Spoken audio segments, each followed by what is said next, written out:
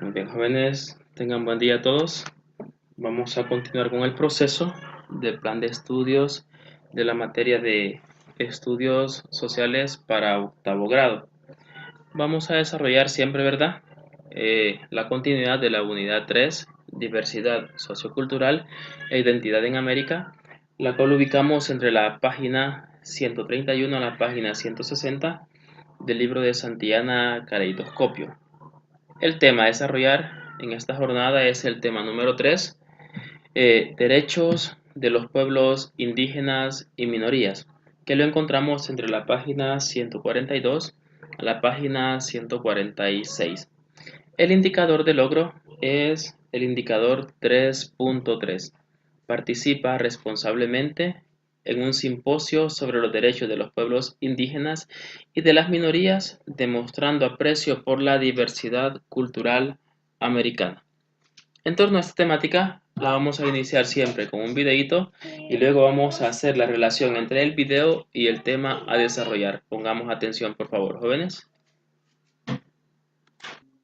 Es una cosa que nos toca a todos y reconocer lo poco que he hecho, la verdad es que me siento muy contento porque puedes ganar Champions League, puedes ganar campeonatos, puedes marcar goles, pero representar una lucha que toca a millones y millones de gente es algo único. El fútbol es una pantalla bonita para ciertas personas que se creen a veces superiores, que se creen diferentes de los otros para hacer ver lo que ellos creen justo, ¿no? Para ellos, o intentar herir a las personas.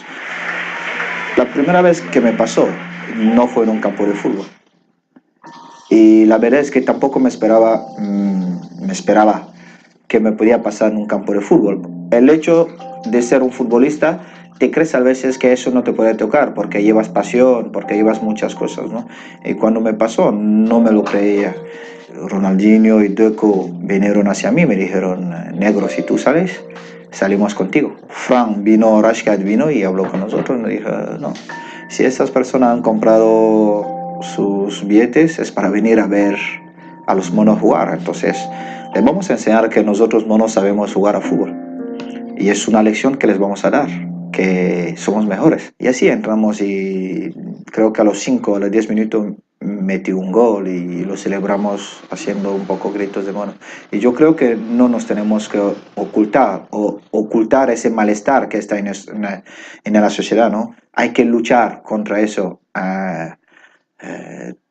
Tomando iniciativas, educando a nuestros hijos, porque imagínate en un campo de fútbol de 60 o 80 mil personas, ¿cuántos niños están ahí dentro? Muchísimos. Entonces, hay que educar a nuestros hijos y cada uno, porque es un deber de cada uno, no solo un futbolista o un presidente del club, ¿no? Es un deber de cada uno, un aficionado que está al lado, que ve que otro aficionado está haciendo algo, le puede decir que no, esto no es bueno, porque eso es. Y así poco a poco iremos mejorando nuestra sociedad.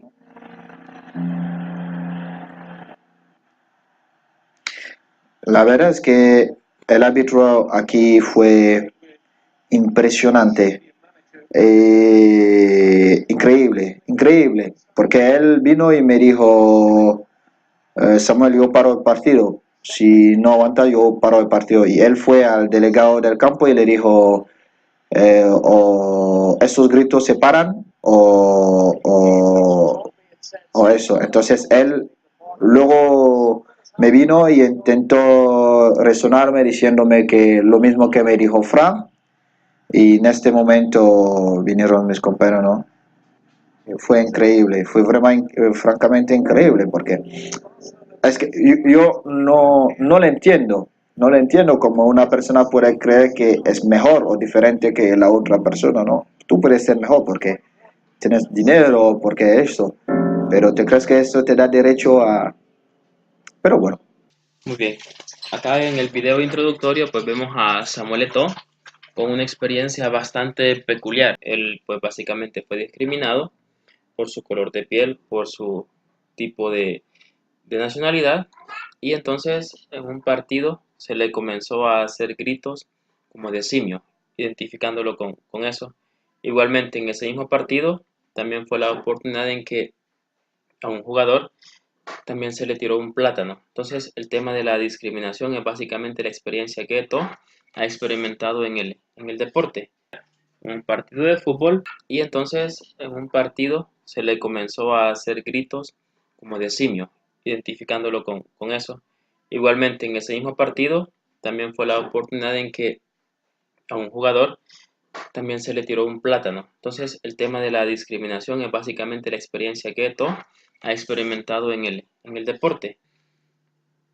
Es realmente la misma experiencia que Samuel Eto'o tuvo, la que compartimos con los grupos indígenas y las minorías. Una experiencia de incompatibilidad, una experiencia de formas de pensar distintas, una experiencia de racialidad que de alguna manera pues influye directa e indirectamente. Esa justamente es la relación que hay entre el video que hemos visto de la experiencia de Samuel Eto'o y el desarrollo de la temática de pueblos indígenas y minorías. Los pueblos indígenas son aquellos pueblos nativos de una región y que se han localizado allí por durante cientos o miles de años. También se les conoce como primeros pueblos, pueblos triviales, aborígenas, autóctonos y otros nombres más. ¿Cuál ha sido la experiencia de estos pueblos indígenas? Comencemos diciendo que, según los documentos, hay un poquito más de 5.000 grupos indígenas alrededor del mundo, compuestos aproximadamente por unos 370 millones de personas. Históricamente, estos 370 millones de personas pues han experimentado muchos factores que han influido directamente en su desarrollo, como lo son la marginación, la explotación, el sometimiento a trabajo forzoso, han sido reprimidos muchas veces bajo la fuerza de las armas y del ejército, han sido torturados, en muchos casos han sido asesinados y también pues se han convertido en refugiados. ¿Todo por qué? Por levantar la voz y por exigir que se cumplan sus derechos, es decir, por defender sus derechos como pueblos indígenas. La ONU ha respondido y lo ha hecho por medio del Consejo de Derechos Humanos. El 29 de junio del año 2006 aprueba lo que es la Declaración sobre los Derechos de los Pueblos Indígenas y recomendó su aprobación por la Asamblea General, la cual lo aprobó el 13 de septiembre del año 2007 en Nueva York. En esta nueva declaración, las Naciones Unidas pues establecen directamente que primero se reconoce que los grupos indígenas son los grupos más desfavorecidos del mundo, los más vulnerables, los que más peligros corren. Luego, también se le reconoce que tiene derechos individuales y que tiene derechos colectivos, al igual que los derechos particulares, derecho a la cultura, a la identidad, al idioma, al empleo, la salud, la educación. De manera especial hay que subrayar lo que es el derecho de los pueblos a mantener y reforzar sus instituciones, sus culturas, sus tradiciones. Igualmente hay que resaltar el derecho de los pueblos a promover su desarrollo, esto, ¿verdad?, de acuerdo a las aspiraciones y las necesidades. Juntamente con esto también llega a prohibirse lo que es la discriminación de los pueblos indígenas y se promueve una participación plena y efectiva en torno a los asuntos, ¿verdad?, que les conciernan. También se dice que tienen derecho a ser un pueblo distinto. Por tanto, pueden proseguir en la lucha por su propio desarrollo y también por su propia búsqueda del desarrollo económico y social. A continuación tenemos un videíto que justamente es como la celebración del 10º aniversario del nacimiento de esta ley. Veamos qué es lo que los pueblos indígenas celebran y exigen con esta celebración del 10º aniversario.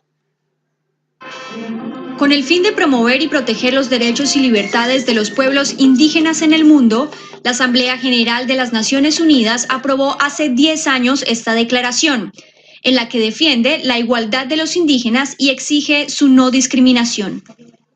Hay cerca de 370 millones de indígenas en el mundo, lo que representa más del 5% de la población total. Pero según la ONU, se trata de una de las comunidades más vulnerables, víctimas de la marginación y pobreza, entre muchos otros problemas. Más de 45 millones viven en Latinoamérica, con 830 pueblos en toda la región. Hemos tenido, por el contrario, grandes prejuicios en seguridad, en alimentación, en abasto, en producción, en ingreso económico, en migración, en violencia, en inseguridad, en miseria, en desempleo. A pesar de que en el mundo los indígenas hablan unas 7.000 lenguas, la pérdida de los dialectos es una constante. Otra de las grandes dificultades es el desplazamiento forzado y la pérdida de sus tierras. Nosotros estamos acá participando en este proceso como cada año por nuestra resistencia, por mantener vivas nuestras raíces, por recuperar nuestros territorios. Pero, ¿cómo preservar sus costumbres, tradiciones y cultura? Esto es lo que busca el documento de las Naciones Unidas, el cual pretende además que los estados reconozcan dichas poblaciones, que las mujeres dejen de experimentar una doble discriminación por su etnia y género y que los niños y jóvenes tengan acceso a la educación. Tras 10 años de la declaración, los desafíos para reconocer a los pueblos indígenas, los cuales contribuyen a la diversidad y riqueza de las civilizaciones, siguen sobre la mesa. Muy bien. Así vemos cómo es que se celebró el 10º aniversario, ¿verdad?, del nacimiento de la Declaración sobre los Derechos de los Pueblos Indígenas.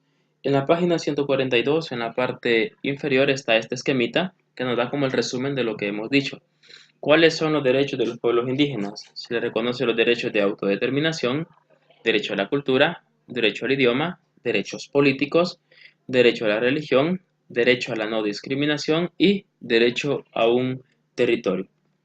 Pasamos al siguiente subtema, que es el derecho de los pueblos minoritarios, derechos de las minorías.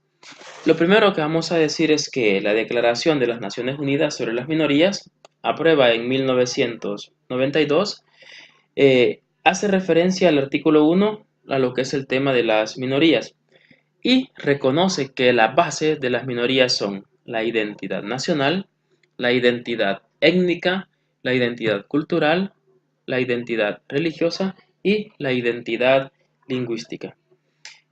Francesco Capotorti, en 1977, hace una definición. Este señor, que es relator de la Subcomisión de Prevención de Discriminación y Protección de las Minorías, hace una definición en torno a las minorías. Y en esta definición va a adjuntar lo que serían sus características principales. Primero, un grupo numéricamente inferior al resto de la población de un estado. Es decir, son un grupo básicamente en número muy pequeño. Segundo, este mismo grupo no posee ninguna posición dominante, política, social, étnica, económicamente hablando. Al contrario, ¿no? Sus miembros son nacionales del Estado y por tanto poseen lo que serían características religiosas, étnicas y lingüísticas, pues muy propias y muy específicas. Termina diciendo que estas características van a hacer que los pueblos minoritarios sean diferentes a los pueblos mayoritarios. Por tanto, el resto de la población, se va a manifestar de una forma distinta, reconociendo implícita o explícitamente, y muchas veces no reconociendo, que existen estos pueblos minoritarios. Lo que sí se maneja entre los pueblos minoritarios es ese sentimiento de solidaridad para preservar su cultura, sus tradiciones, su religión y su idioma. La ONU hará lo que conocemos como la Declaración de las Naciones Unidas sobre las minorías, afirmando que estas minorías tienen estos derechos. Primero, la protección por los estados de su existencia, identidad nacional o étnica, cultural, religiosa y lingüística. Esto lo reconoce en el artículo 1. Pasamos al artículo 2. En el artículo 2 reconoce que se tiene un derecho de disfrutar de su propia cultura, de profesar y practicar su propia religión y de utilizar su propio idioma en privado o en público. Luego, también el artículo 2 nos regala la tercera característica o el tercer derecho. El derecho de participar efectivamente en la vida cultural, religiosa, social, económica y pública. El cuarto derecho también nace del artículo 2, es el derecho de participar efectivamente en la adopción de las decisiones que los afecten a nivel nacional y a nivel regional. Y el quinto derecho, que se encuentra en el artículo 3, es el derecho a la libertad de ejercer sus derechos tanto individualmente como en comunidad con otros miembros de su grupo y sin discriminación alguna. Esto ha sido básicamente una lucha de los pueblos indígenas y de los pueblos de minorías para poder de alguna manera conseguir cierto reconocimiento por parte de los países.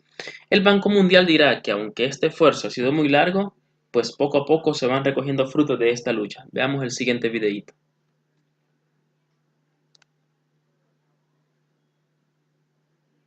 La primera década del milenio dejó mensajes contrastantes y a veces contradictorios para los pueblos indígenas de Latinoamérica.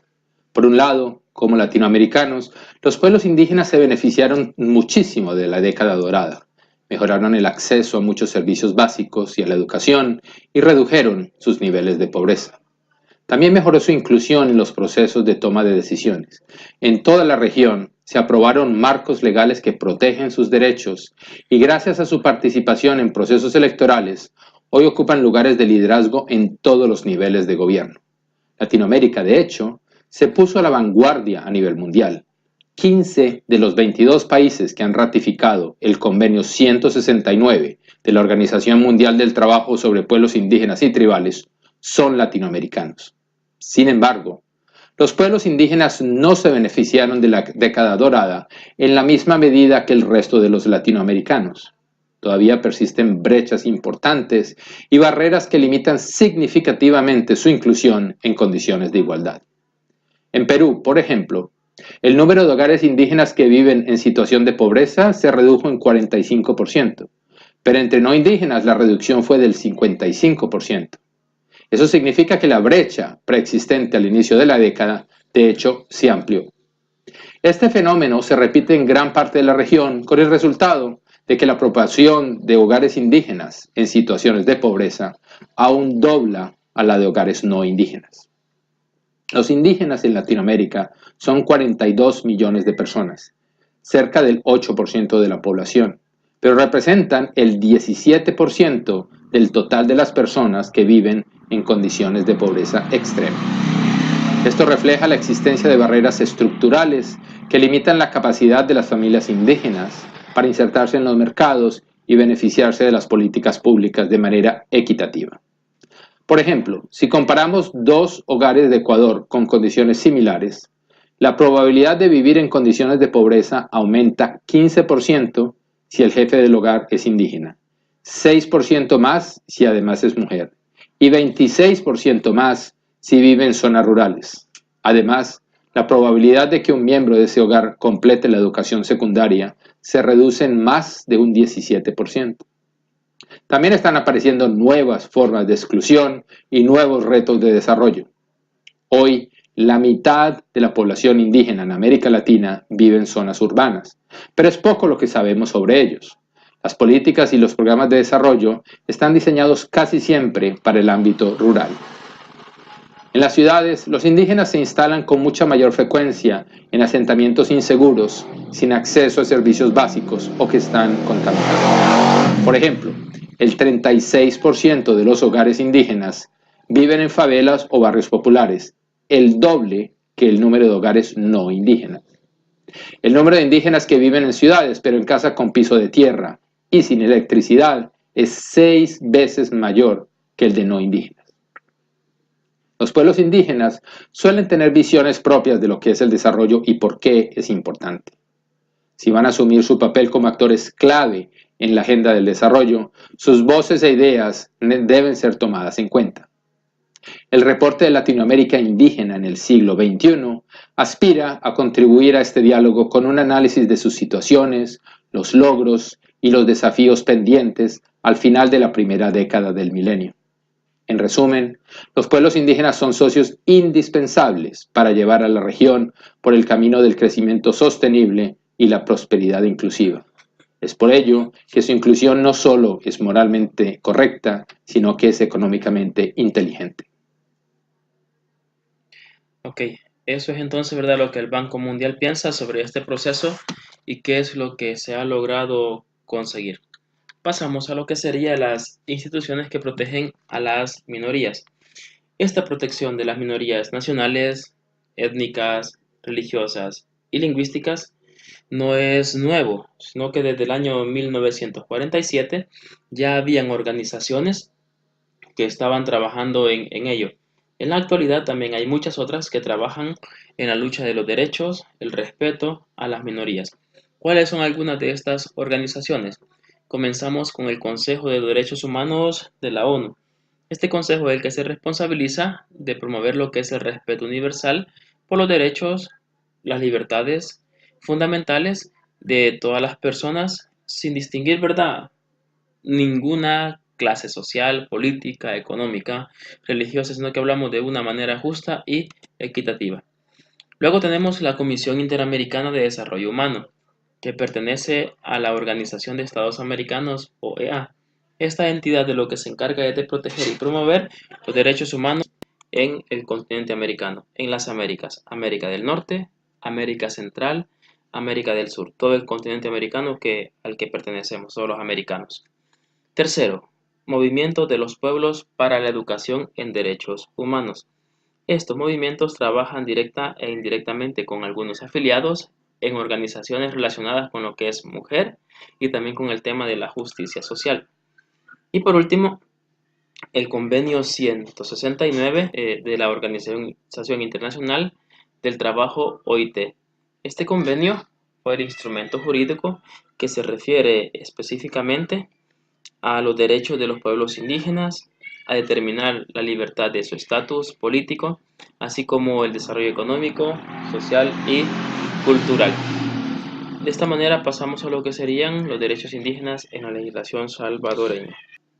Muy bien, seguimos entonces con lo que son los derechos indígenas en la legislación de El Salvador. En El Salvador ha habido un proceso que básicamente pues ha tardado un poquito para poder reconocer lo que serían los derechos indígenas.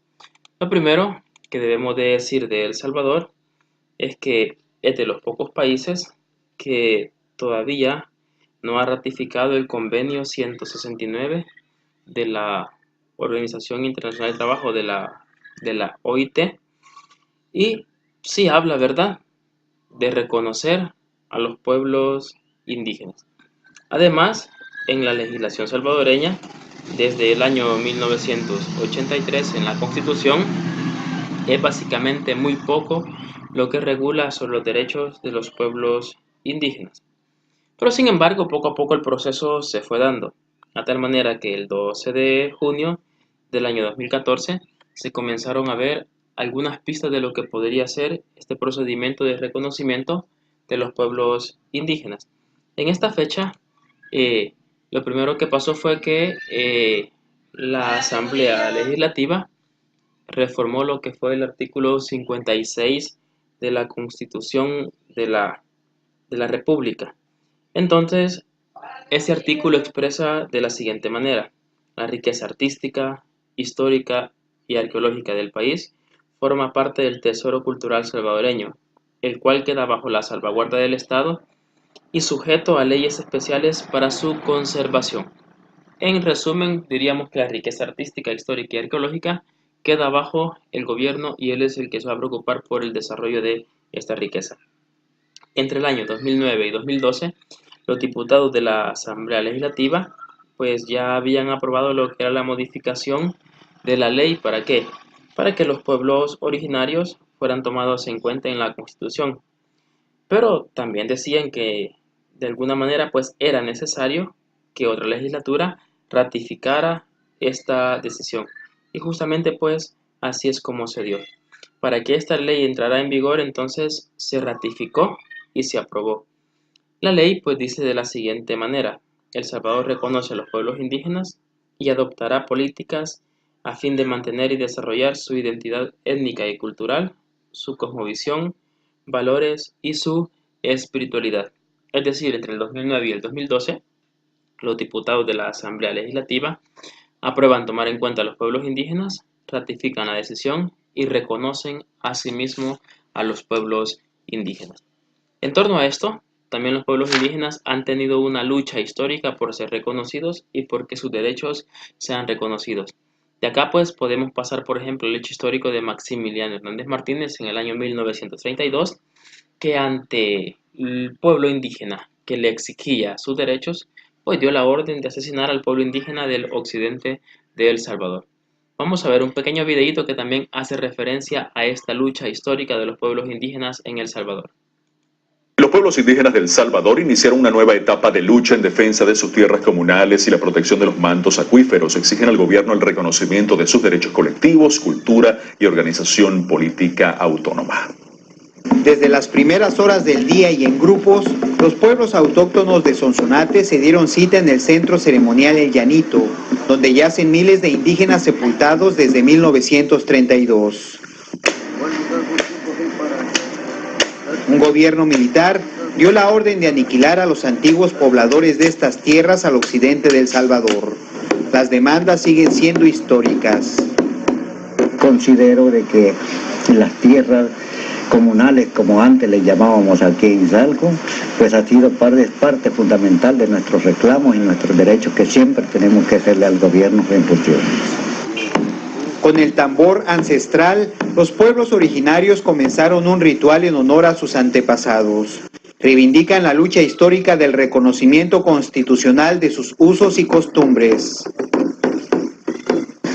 Pues en primer lugar, las demandas históricas que vamos a hacer aquí en este momento de los 3 días que iniciamos con esta ceremonia es sobre los derechos de pueblos originarios, sobre el reclamo del reconocimiento constitucional de los pueblos originarios que también tenemos derecho. El fuego es el elemento que purifica el cuerpo, al decir de los sacerdotes mayas. Las creencias de los pobladores de aquí mantienen la cohesión social, así como su identidad. La cultura de los pueblos originarios es una práctica cotidiana.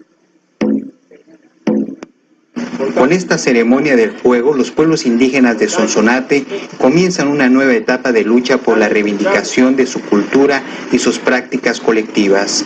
Ricardo Martínez, Telesur, Sonsonate, El Salvador. Hemos visto ese videíto, pero esta tampoco es la única representación que los pueblos nativos salvadoreños han hecho. Esa fue básicamente en Izalco. Este videíto que veremos, corto de 1 minuto y 10 segundos, también hace referencia a una de las presentaciones indígenas y las exigencias de sus derechos, pero en el centro de San Salvador. Esto es en la plaza que todos conocemos con el nombre del Divino Salvador del Mundo. Veamos. Desde el año 1994, el 9 de agosto es conmemorado como el Día Internacional de los Pueblos Indígenas, fecha importante donde buscan unir las energías con los pueblos indígenas del mundo. Que en esta fiesta que tenemos, vamos a hacer un ritual en memoria de nuestros abuelos y en memoria de la naturaleza por este cambio tan enorme que tenemos del cambio climático que los está destruyendo a nivel del mundo, decían alguien, por la mano misma de nosotros, por no tener cuidado de nosotros, por no cuidar los ríos, por no cuidar los bosques, estamos en este sufrimiento. Hablaron de sus preocupaciones, pero buscan soluciones. Más que todo el agua nos trae preocupada por la escasez que tenemos en El Salvador. Entonces creo que vamos a repetir lo que nuestros abuelos hacían. Bendecían el agua constantemente, buscaban los vertientes fuentes y hacían esas bendiciones. Y ellos no tuvieron grandes sequías como las que vamos a tener nosotros dentro de poco. Tuve la oportunidad de ser parte de un ritual con hierbas naturales. Como mi abuela antes, allá en Sonsonate, lo que hacía, los bendecía con las 7 hierbas. Los echaba alcohol aquí en nuestro pulso y los pegaba con esto, ¿verdad? Para quitarlos, relajar el cuerpo. Y también todas son medicinales. La ruda es la única que no es salvaje, después todas son salvajes. Y lo recuerda de la naturaleza de Dios, porque Dios todo ha dejado en su lugar y por una razón. Con imágenes de Juan Arriaga, Alejandra Arévalo, Noticias 4 Visión. Es así entonces como se desarrollan estas luchas de los pueblos indígenas en El Salvador. Recuperar sus tierras, cuidar los mantos acuíferos, preocupación por el cambio climático, las sequías y todo lo demás, ¿verdad? Pasamos al siguiente subtema, que son los grupos étnicos en la región centroamericana. De los grupos étnicos en la región centroamericana, haremos primero una referencia histórica. Lo primero que hay que recordar es que desde que los españoles vinieron a América, desde la época colonial, en Centroamérica se inició lo que fue un proceso histórico. Este proceso histórico tuvo algunas cualidades muy significativas. Entre ellas, pues, fue simplemente marcado por la desigualdad al interior del Estado mismo, tema que ya hemos desarrollado anteriormente. ¿Cuáles son las características de este proceso histórico? Primeramente, reconocemos que hubo una marginación, una discriminación y una amenaza constante de los pueblos indígenas. Entonces, esto sucedió gracias pues a las políticas que los españoles implantaron en el continente americano en el tiempo de la colonia.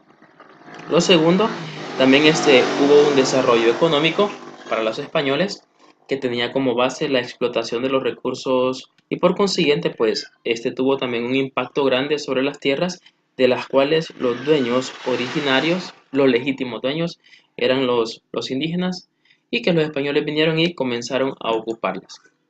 Luego, también hubo lo que fue una situación de alta conflictividad en las zonas rurales de Centroamérica. Esto llevó a que poco a poco pues los derechos se fueran perdiendo, el pueblo fuera tomando conciencia, se organizara y después surgieran lo que fueron los conflictos sociales no solamente en El Salvador, sino que en toda la región latinoamericana. Esto fue importante. Una quinta parte de la población, o sea, unos 7.6 millones de habitantes, formaban parte de los pueblos indígenas y de varias regiones de Centroamérica, especialmente en las zonas rurales, pues a estas personas es a las que se les violaba sus derechos. Aparte de eso, como cuarto punto, surge un deseo de reapropiarse de la identidad indígena. Los pueblos que de alguna manera se han visto afectados por la transculturización han reavivado su deseo de volver a sus raíces, de recuperar su cultura, de recuperar su lengua, de recuperar su identidad como tal. Y con esto nace también un anhelante exigir del cumplimiento de los derechos como pueblo que los indígenas tienen. Todo esto se va a ver básicamente resumido en lo que serían algunos problemas principales. Ciertamente se ha hecho grandes esfuerzos, se ha conseguido logros bastante buenos y pues se ha buscado combatir la brecha, pero en la actualidad todavía vemos que hay una brecha de desigualdad de los pueblos indígenas que está muy presente. Entonces, esta brecha viene a resumirse en lo que serían 3 problemas principales. El primero es una falta total, básicamente, de acceso a la tierra.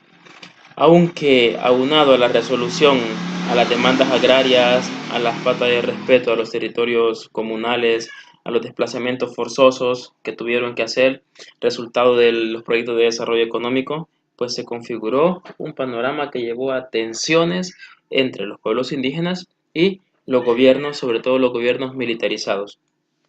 Segundo, una baja cobertura de educación bilingüe.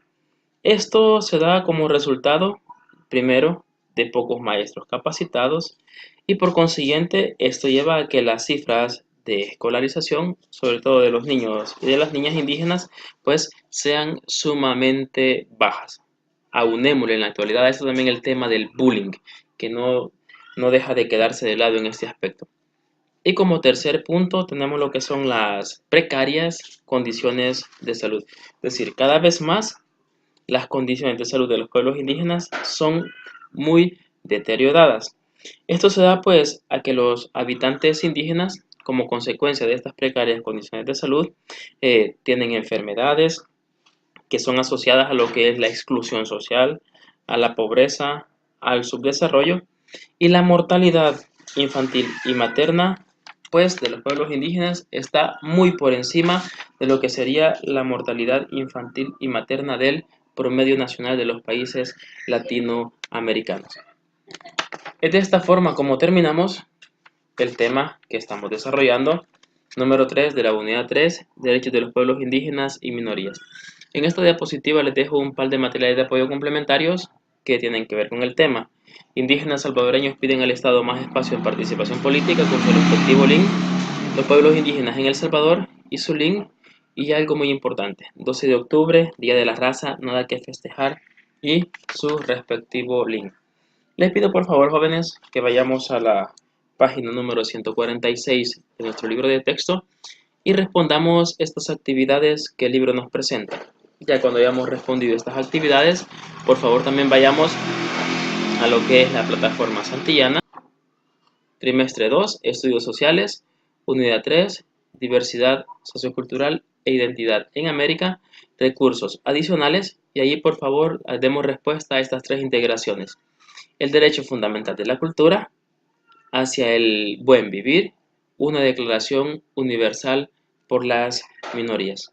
Jóvenes, deseo que Dios les dé abundantes bendiciones y nos vemos en la siguiente temática.